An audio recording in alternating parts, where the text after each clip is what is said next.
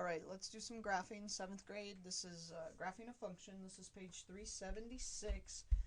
And functions follow a pattern, especially if you multiply every number by 2 or add 1 to every number. You're going to go up in a pattern of some sort.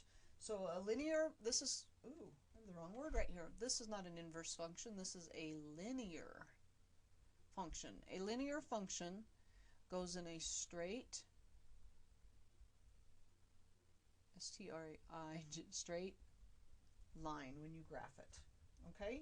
That's what a linear function does. So as we graph, I'll point out what a linear function. It's part of a line or a line that goes on forever in both directions. So what we're going to do, it's hard for me to write all these, so we'll just, it says graph the function y equals 2x plus 1. So what you do is you make yourself an input-output table. You put some x values and some y values. And it's best to pick a few. I always use 0. I treat myself well. I do some negatives. So you can go -2, -1, 0. Well, that's a fancy 0, isn't it? I don't know what happened there. See if it'll erase. There we go. 0, 1, and 2. So all you do is just put in your x values. You put in 2 times -2 plus 1. That would be -4 plus 1 is -3. Then you put in -1. 2 times -1 plus 1, -2 plus 1 is -1. Then you put in 0, and it's 1. Then you put in 1, and it's 3. Now you'll notice, look, it's going up by 2 each time. So that one's going to be 5. Then you take those values, and on a coordinate grid, these right here become ordered pairs. -2, -3. This is -1, -1. This is 0, 1, 1, 3, 2, 5.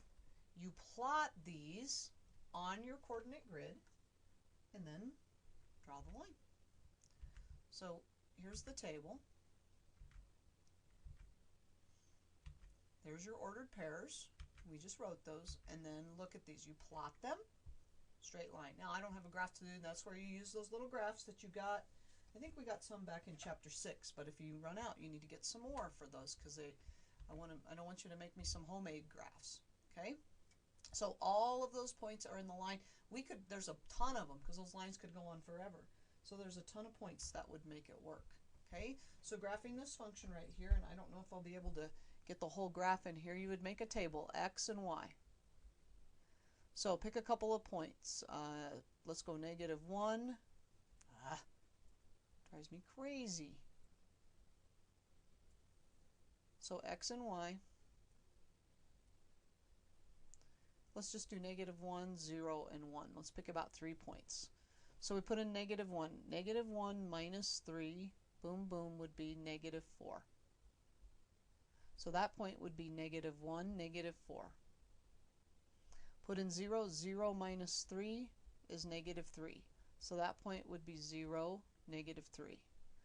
1 minus 3 would be -2. So that point would be 1, -2. Now, I don't have any graph paper, so you would then you can't do this. Go -1, -4, 1, 2, 3, 4. That would be like right there.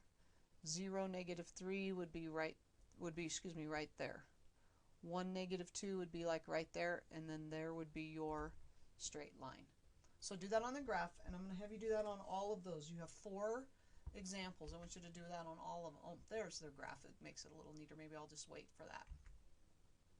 Okay, so the next one, we make our x and our y table.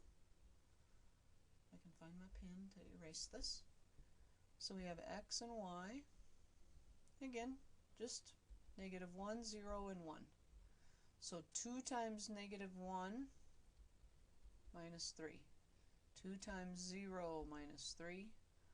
2 times 1 minus 3. That'd be -2, boom, boom, -5. 0 minus 3 is -3. Then -1. Follow a pattern. See, it's going up by 2 each time. Then you just graph it. -1, 5. 1, 2, 3, 4, 5 would have been right there. 0, -3 is right there, so they all match up. I'll try to do that better. Okay, x and y. Hi, I don't know why it's doing that. -1, 0, and 1. -3 times -1 is +3. 0, -3. So let's find them in the graph. -1, 3 is right there. 0, 0 is right there. 1, -3 is right there. And then you would just use a straight edge too. It makes it a lot nicer. So x and y. I can't make straight lines for some reason. It's all messed up. -1, 0, and 1. Now there's two negatives when you put a negative in there, so that's going to be +1 plus 4 is 5, 4, and that's going to be 3. Let's see if we can find those points. 0, 4 is right there. -1, 5 would have been up there if they would have continued it on. 1, 1, 2, 3 is right there. So there's our 3 points. Makes the line. You are in a craft shop choosing fabric for a sewing project. The fabric you choose costs $2.50 for each yard. In example 2, you'll find out how to use a graph to represent this situation. The situation described can be represented in the function y equals 250x, where y is the total cost of the fabric and x is the number of yards of the fabric. Follow these steps to graph the function. Okay, so it's going to have you make a table. So if you don't buy any material, it costs you 0. If 1 yard is $2.50, 2 yards is $5, and so on. Plot those ordered pairs, and it makes a perfect straight line. Tell whether each graph represents a function of x. If it does, tell whether the function is linear. Okay, so now here's the deal about a function. For a function, you can only have one. As you work your way across, as you look across this board right here, across the line, there can only be one value for x. It can't zigzag around here. This is a straight line, so we would say yes, this is a function, and it is linear because it's a line. Okay, now this one, this is tricky. X values can only, this one has 2 x values, one up here and one up here. It can't, it can only have one. So we would say on this one, no, it is not a function. It's definitely not a line, but it is not a function. This one, same thing, I think. No, this one's good. X, it's the x one. So you go across x. This one only has one value. This one just straight across. So this is a function, but it is not linear. Okay? That's not a straight line. It's got a curve to it. Write and graph the function for x pins that cost $3 each. So it'll be 3x equals y. X and y. Let's just do 1, 2, and 3. You probably, maybe 0. It would be 3, 6, 9. And then you would graph that on your grid. And I don't have a grid. It just says write and graph a function. So I don't know if the graph is on here. Let's see if they put it on there. No, but there's our function. And then you could put the graph on. I don't have graph paper, so I'm sorry. Is the graph at the right function? So as you go along the x, as you look across it, are there any duplicate, a place where it's above and below the x-axis? Nope, it's just single places. So function, we say yes. Linear, though, we say no, that is not a straight line. There we go.